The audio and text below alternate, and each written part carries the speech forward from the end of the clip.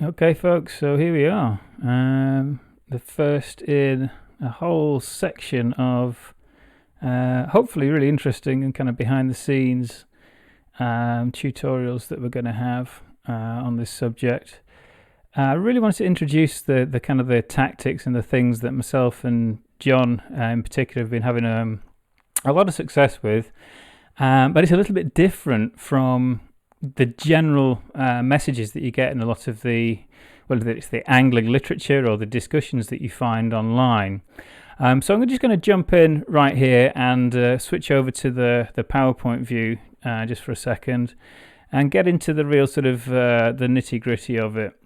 And it's really this idea, sort of cheekily coined the phrase, a biohacker's guide to fly fishing. So it's this idea of developing this kind of slightly different methodology that's like a cross-cutting approach to all different kinds of fly fishing. Obviously, we've got a particular interest in some of the Japanese techniques, but you'll see that it really does kind of cut across all of particularly river fly fishing, but also many other branches as well.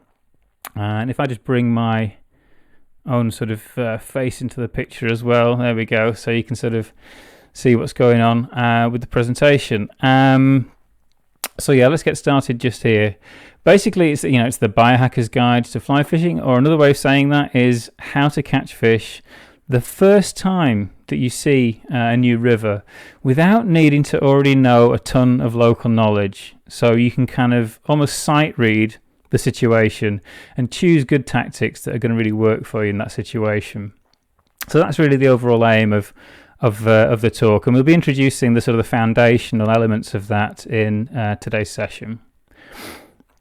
Obviously, if you've got comments or whatever, please do feel free to add them, either if you're watching this on Facebook, add them directly under the video, but if you're watching this through the blog page as well, there's a comment section there. Feel free to chip in and we'll try and answer as many questions as we can as we go through this series, because there's going to be sort of 3 or 4 of these in fairly quick succession. So one of the, I guess, truisms in fly fishing is that most folks, when they've been doing it a little while, they'll get pretty confident on their home rivers and they'll fairly quickly get to grips with, with over a few visits, they'll kind of get to the point where they can wander upstream and they'll know sort of which rocks, that certain fish hide behind. They'll know what sort of presentations to use.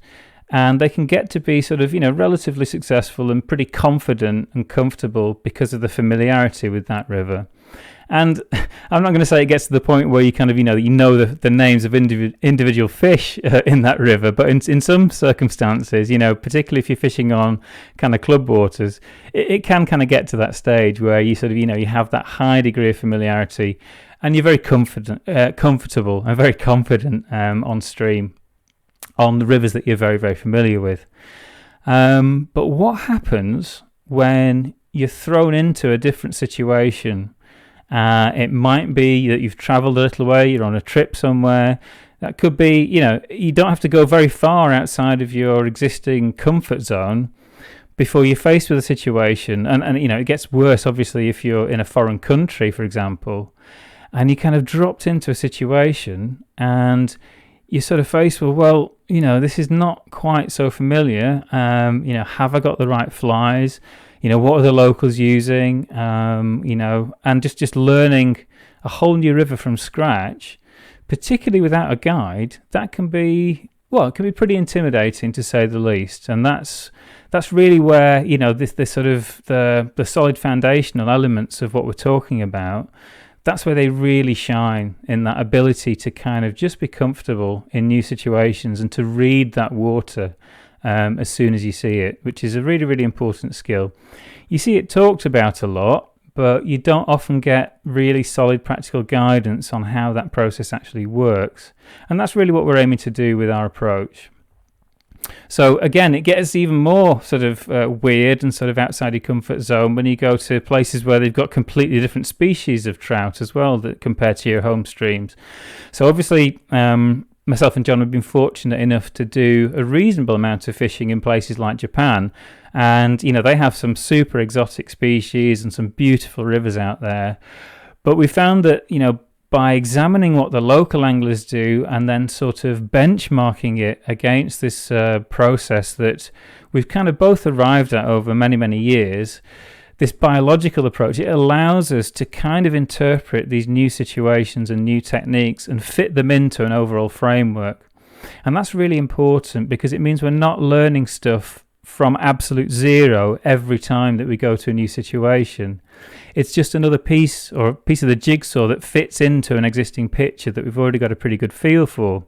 So that helps you get up to speed really, really quickly, and it saves you from having to just learn everything every time you go somewhere new, just completely learning it from scratch. Or every time you hear about a new technique, it's like, oh, I've only just learned this, whatever technique that you've been practicing, whether it's dry fly fishing or whatever.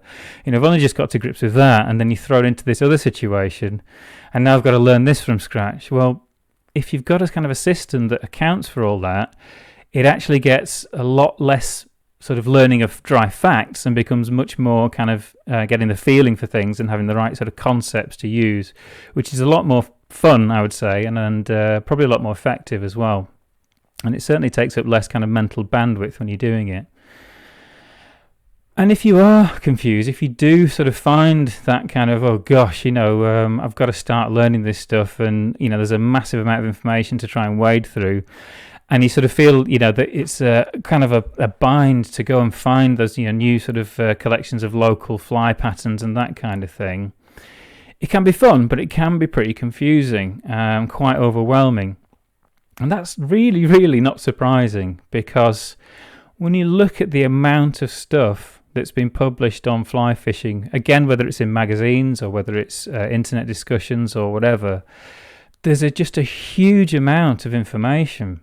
And it's not all that well differentiated. It's difficult to tell the good stuff from things that are frankly just kind of made up oftentimes just to fill up column inches. So, it really, really isn't surprising to find yourself in a kind of quite overwhelmed situation with what to do and how best to approach these situations.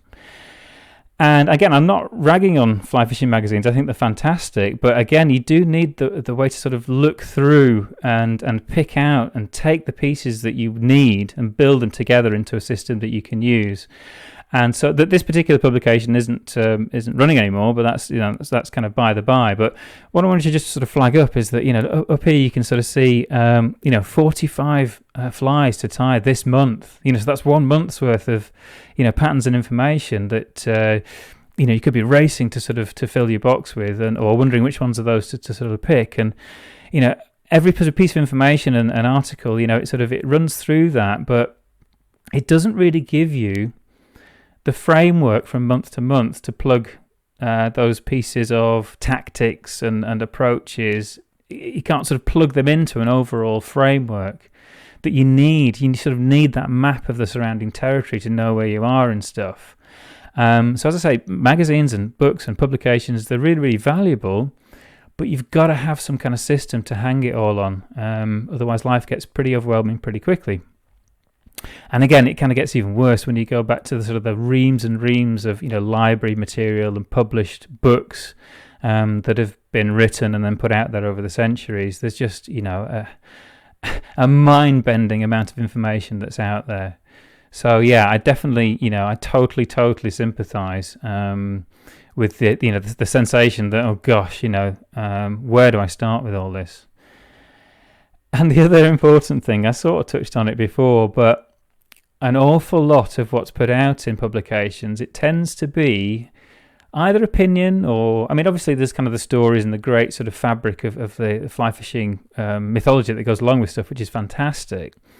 But there's an awful lot of stuff that goes along in the advice column of this information that is opinion rather than really being sort of tried and tested. And I came across a great phrase, which I'm very, very fond of repeating, which, again, apologies if you've heard me say this before.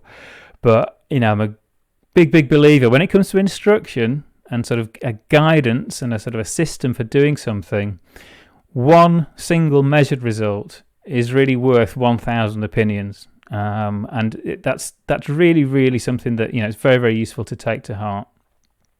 And it's something that we try and stick to with our instruction and the information that we sort of find and then bring back and bring into our own fishing. So what to believe? That's really the $1,000,000 question. There's all this stuff out there. There's some fantastically useful stuff, but how do you pick that out? How do you use that? How do you build it into a system that you can usefully take on stream and go out and be confident with? Well, fortunately, don't worry, we have your back. With a little bit of relatively simple guidance, you can start to pick your way through this stuff and then piece it together. So there's no need to throw out things that you've already learned, but with a little bit of sort of ground truthing and benchmarking against other stuff, you can start to build up a way of actually hanging this disparate and spread out sort of information, hanging it all together in a usable system. And really what I'm aiming to do with this series of tutorials is just helping you start to cut through some of that confusing detail and starting to arrange it sort of mentally so that it's much easier to appreciate and apply. So yeah, we've got your back, and we're hoping to sort of bring you along and just sort of show you, and you can cherry pick the stuff that you like from it and start using it to good effect in your own streams. And again, just a little bit of, I suppose, confirming some of maybe suspicions that might be out there. There is, and there's a good reason for it as well. I'm not saying this is a bad thing, but there is a pretty strong driver within the fly fishing industry to kind of create a level of mystery and a level of almost kind of hidden secrecy and arcane sort of secrets around whether it's the tackle or whether it's the techniques themselves. And this is all part of staying fresh and having something new to offer to people, to keep people interested, to keep that interest high within the market. And again, you only need to wander into any sort of fly seller, any shop that sells and supplies fly patterns, or online suppliers of the same thing. You've got a pretty big range to choose from, and again, I have complete sympathy with anybody who walks into that situation and just feels totally overwhelmed in terms of what to actually pick, when to use it, what can I ignore, and as I say, there is a sort of an imperative really to have that level of confusion so that people can actually offer you the solutions in the fly fishing industry. So if you kind of, if you do have that suspicion that, a bit like the car industry, sort of the invention of the new things to keep people interested and coming back for more, yeah, I probably think you're onto something with that suspicion really. And again, it comes back to the same sort of, the piles and piles of stuff that's published that sits in the libraries of written material on the subject of fly fishing. There's a lot of stuff there that is, it's there, and it sort of generates this aura of mystery around stuff a little bit. And again, I generally don't think that that's a bad thing. But I do understand if that leads to a situation where you're not quite sure what the best information is, or the best tactics, or the best tackle. And so, I do feel that this is kind of conjuring this sort of situation of this kind of mystery. There is a little bit of smoke and mirrors and things within the fly fishing industry. But being absolutely fair, that is part of the sort of the poetry and the romance of the whole thing as well. So I'm not bashing it, I'm not knocking it. But it is very, very useful to be able to kind of find your way through this stuff as well. And that this extends to a lot of the kind of the mythology around special fly patterns, and particularly things that are very, very fancy patterns. Again, whether it's classic salmon flies or whatever it might be, there's a lovely romance around it. But there is an awful lot of this kind of almost shamanistic sort of type, the kind of the mysterious and the magical around it. Again, it's wonderful, it's poetic, it's romantic. Sometimes we need some practical guidance to go along with that as well. And it's nice to have both aspects, I think. And again, a huge thing that I often keep coming back to is that, myself and John, we're actually never more delighted than when somebody does something better than us on stream, or shows us something else that we've not come across before, or just, hands as a sound beating on the river, and just really, really shows us the way home in terms of the methods and the successes on stream. Because that gives us an opportunity to fill in any kind of hole that might be in our game. So it's just an opportunity to learn every single time. But what I do see an awful lot of, particularly on internet forums, is that this idea that, the easiest way to appear smart is to instantly sort of dismiss something as kind of either, this is nothing new, which, again, it doesn't really make sense, because there's thousands of things that aren't new, but some are much more effective things than others. So you still need to know which is which in that scenario. And it really is impossible to teach somebody something if they feel that they already know it. Bones deep, I'm already familiar with that, because they're just, an absolutely closed book, and it's very, very difficult to actually take on anything at that point, and then, grow and develop and not become stagnant and sort of set in your thinking. And, I've seen it with competition nymphing methods, the early sort of days where that was introduced to people. You still get debates now, well, this isn't fly fishing and this, that and the other, but that's a little bit more accepted these days, I think. But you're seeing the same sorts of things in many circles when it comes to Tenkara, which obviously is something that myself and John are very interested in. But I would say, it really is throwing the baby out with the bathwater if you're not looking at these different systems and actually understanding where there's common threads across the different ones. You might not choose to fish in that way, but it can certainly up your game in whatever methods that you do prefer. So, it's a very, very good idea to be open to seeing new things, but then also being able to interpret them against your existing framework of how you fish. And so, again, it's essential that you've got that framework against which you can evaluate these things. And I think that really is the thing that's sort of lacking, I would say, in the mainstream angling publications, whether that's in video or whether that's in written format or whatever. Really, really having that the concepts, the ideas more than the facts, shall I say? That's what I'm sort of trying to get at. This series of hooks that you can hang the different ideas on and know how they all fit together. That is something that I don't see discussed anywhere near enough, I would say, within fly fishing in particular. So again, playing around with this idea a little bit and being slightly cheeky, we're offering some practical magic here. We're sort of taking some of these small, suggestive, impressionistic fly patterns, using them very effectively to kind of conjure up some fantastic fishing experiences. And, taking that those ideas and that framework, actually applying it and testing it on stream. That tested result being worth far more than any sort of set of opinions that you might come across. So really, it's a way of kind of developing things, a system that gives you a bit of a route map through some of the very extensive and often very confusing existing information that's out there. So what I want for you really to take out of these sessions is that I'm kind of trying to help two kinds of anglers in the main. First of all, there's really the folks for whom, the numbers of fish really don't matter. Being out on the stream, enjoying the experience out there of fishing, and, it doesn't really matter the numbers of fish that you catch. But what I would say is in that situation, actually understanding and appreciating the river and the things that live in and around it, that really enhances that experience. And this is what this whole thing is really based around. At the same time, if you do, when you choose to, you don't have to go out and just kind of leather fish every time that you go out all day, every day.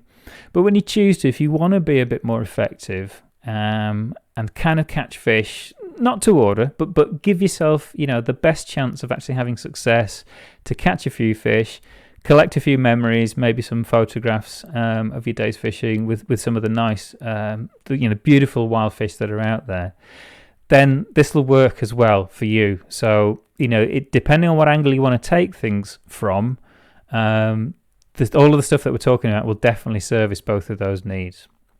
So I guess that captures quite a broad swathe of anglers that are out there, or at least I hope so. But genuinely, that idea of increasing your understanding, it should increase your enjoyment, and it'll certainly increase your effectiveness as well on stream. And it's really, the aim, giving you that ability to approach a section of river in a similar way that, a really capable musician can look at sheet music, and they don't have to labour to kind of interpret what's on that. They kind of get the gut intuition of the feeling of that music just by reading it straight off the page. And the same thing, going to the river and then having that ability to read that water and have it tell you those things that really steer, how you approach it and what you expect from your day's fishing. That's really what, I'd love to build you up into being able to doing on a much more predictable and regular basis. Wherever you're fishing, whether it's a brand new river, whether it's somewhere halfway across the world, whether it's the next river catchment over, or whether it's just, your own rivers as well, where you can go and explore your home waters with a fresh pair of eyes. So it's just giving that ability to kind of sight read the situation and give you that intuition on, what methods and what behaviours you should expect from the fish. And it comes to one big idea, the grand idea. But what I'm trying to get across is that I feel that learning tactics and lots of Latin names of flies or lots and lots of names of specific patterns and learning, pages and pages of facts just by rote, just reading them and then sort of, holding those facts in your head, as well as using extremely close copy imitation flies to fish with and not feeling confident unless you have these kind of photorealistic flies, I don't think it's the most effective way to go about fly fishing. Now, I'm not for a second suggesting that close copy fly tying isn't a worthwhile pursuit. It's a fantastic art form. It's very, very satisfying. And you can use it to catch fish as well. But what I'm trying to get at is that, when you cut away the levels of detail and those kind of layers and layers and layers of dry facts that you need to learn, I think, my one big idea is that you can learn a much smaller number of general rules that are based on the biology of fish and the rivers and on all the things that live in and around rivers. And that lets you, what I want to say, kind of hotwire the instinctive responses of fish. And that's why I sort of felt kind of justified in stealing that sort of buzzwordy term from, I think it's from like the kind of the diet industry or something like that. It's, kind of tricking your body into doing certain things. But, the idea of being able to biohack fly fishing with a small set of simpler rules that generally apply across the board, that's quite attractive because it lets you explain a lot of complexity with only learning, far fewer kind of rules and concepts and ideas, rather than tons and tons and tons of facts. And so, really just to hammer home this idea, what I'm actually talking about, we're all familiar with the idea of kind of computer hacking. That's a pretty well appreciated activity. It's people that are getting a system that's designed to do something else, tweaking it and manipulating it so that you get the effect that you want and something that it's not actually designed to do in the first place. So that's where the kind of the hacking side of it comes from in this phrase. Only in this case, we're talking not about computers, we're talking about fish. And more specifically, the kind of the neural networks, the brains and the nervous systems of these creatures that, you could say they act a little bit like a computer in this analogy, and sort of taking, this kind of hot wiring approach to that neural network and triggering it to do something that it wasn't originally designed to do. So it's that, triggering it into taking some food that isn't actually real, it's artificial. So that's where I'm sort of trying to, drive that idea of hacking or hot wiring the feeding responses and the other natural responses of fish.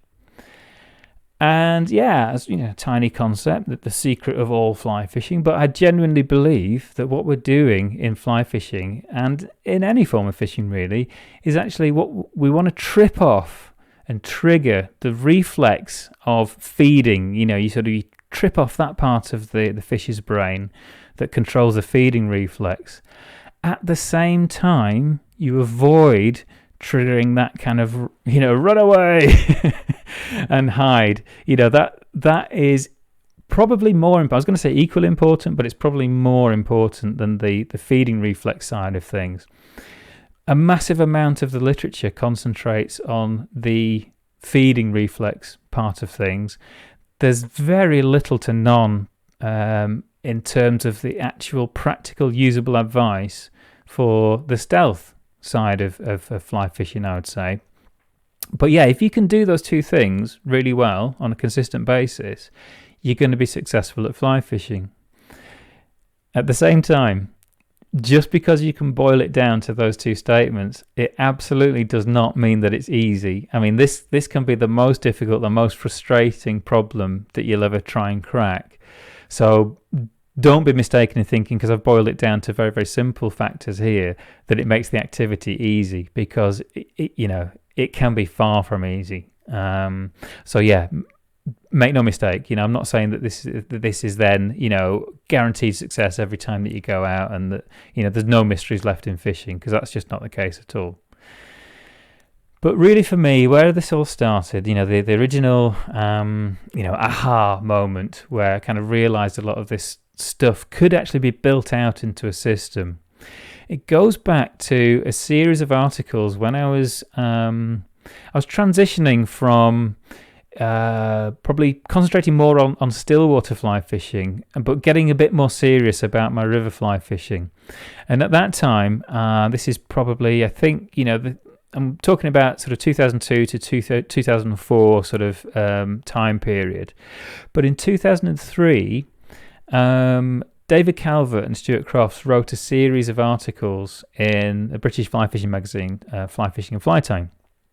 And this is the only kind of cover that I could find from that era, and it does actually contain one of their articles in that series.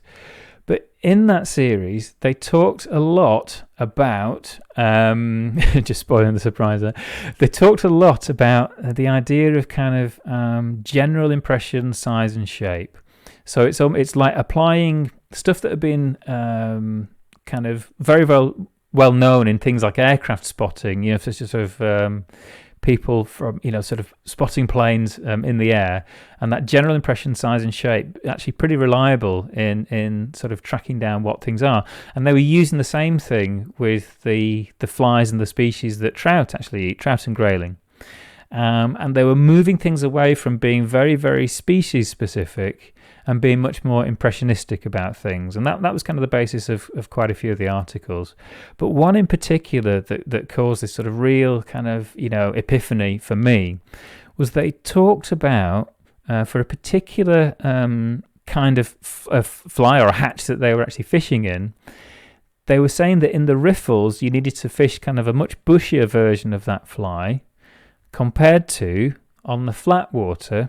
So they're imitating the same fly, but on the flat water, they had a much skinnier pattern for the same species of fly, which kind of set me thinking a little bit, because, that's a really interesting concept, because what actually is changing there is not the fly or the fish, but it's the places that those fish are feeding on those flies in. And that's quite a strange thing, really, when you think about close copy fly tying, at least. And that was the thin end of a wedge where I sort of went off down a real rabbit hole, kind of sort of developing that idea and testing it out. And in fact, it was hammered home particularly I made several visits to, there's a really cool river in Yorkshire. It's got quite a lot of tradition behind it. It's the River Wharfe. And when I was fishing, I went sort of over several weeks, made multiple visits. And over those visits, I really, really noticed, and it kind of, those articles came back to me, because I really starkly noticed that when I was fishing in the broken water, such as the area that you can see behind me, which if you're familiar, if you ever get to visit the wharf, this is around the Cavendish Pavilion area. And you can just about, if I mouse over that's my sort of pretty big bushy dry fly just there. In that sort of water, those bushy flies and dry flies were really being hammered by fish. But at the same time, if I tried to use the same pattern on other flatter water, and it's a picture of my son, but this is the exact pool where I remember sort of having this epiphany. This very much flatter water, I was needing to go to much skinnier, much smaller flies to have the same success, even though the same flies were hatching and the fish were apparently feeding on the same species of flies during those fishing sessions. And that, together with the articles and those kind of repeated experiences, it eventually really sunk into my sort of brain that, yeah, there's something to this, that, you know, the kind of the bigger, bushier, woollier, more rough and ready flies worked better in the rougher water. And so you had a really big disparity, because in the riffles, you know, the fly at the top there, I mean, it's tied on probably something like a size 10 hook. You know, it's a really big fly and it's got loads and loads of hackle on it. It's much, much bigger, much bushier than the fly at the bottom, which is probably in that kind of size, I don't know, 16 to 18 kind of region. And if you tried those flies in the opposite types of water, it was next to impossible to get, you know, any kind of response from the fish. Particularly when you fish the massive bushy fly in the flat water, you just got absolutely nothing at all in those circumstances. You might, on occasions, if you could get it to float for long enough, you might get a few offers to the small fly, but you had to be really, really accurate in delivering that right over where the fish were. Whereas the bigger, bushier fly, the fish had come a little bit further for it. They seem to be able to latch onto it easier. And this presents a bit of a conundrum, really, because if the secret to fly fishing was having the best copy of, you know, the most realistic, the most perfect copy of the species of fly that the fish are feeding on, it can't be true that two different flies fished in the same hatch of natural flies, two different fly patterns, you know, you would expect there would be one best fly pattern, and that fly pattern would be the one that was the most realistic, the closest to the natural food. Because, as I say, in these situations, the fish were feeding on this one particular, very, very dominant hatch of olive mayflies. But depending on the context that I was fishing in, there was a different fly that was most effective. So it can't be that the most perfect copy artificial fly is the best fly. So there's something else going on. The context that you fish these patterns in affects which is the best pattern. And that you cannot then stick with the idea that going for close copy fly tying is the best solution, because you would never get this result if that was the case. It's impossible to have that result. And that really, really sort of pushed me down quite a lengthy and very, very interesting sort of set of different investigations on stuff. And it all centered around the biology of the fish and how they actually perceive their environment. So really that is the introduction, the foundation for what's going to come in the next sort of lessons. But what I wanted to say is that you can get a much more detailed and sort of extra information that really builds out some of this kind of the background and the biology to this in particular in a series of free emails. You'll see the link, again, if this is on Facebook, you'll see the link just next to the video title here. I'll also put a sign-up form in the blog post as well, so that you can get to it from there.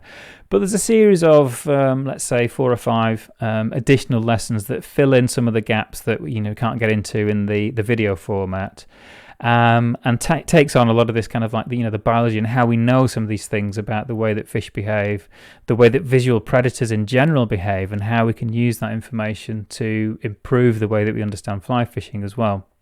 So do go ahead and feel free to sign up for that. They are completely free, and you can unsubscribe at any time. They are separate emails to the ones that exist on our kind of basic and regular email tuition. This is a special bonus series that's attached specifically to this kind of sequence of video and live tutorials about the sort of the biological approach and the biohacking approach to fly fishing.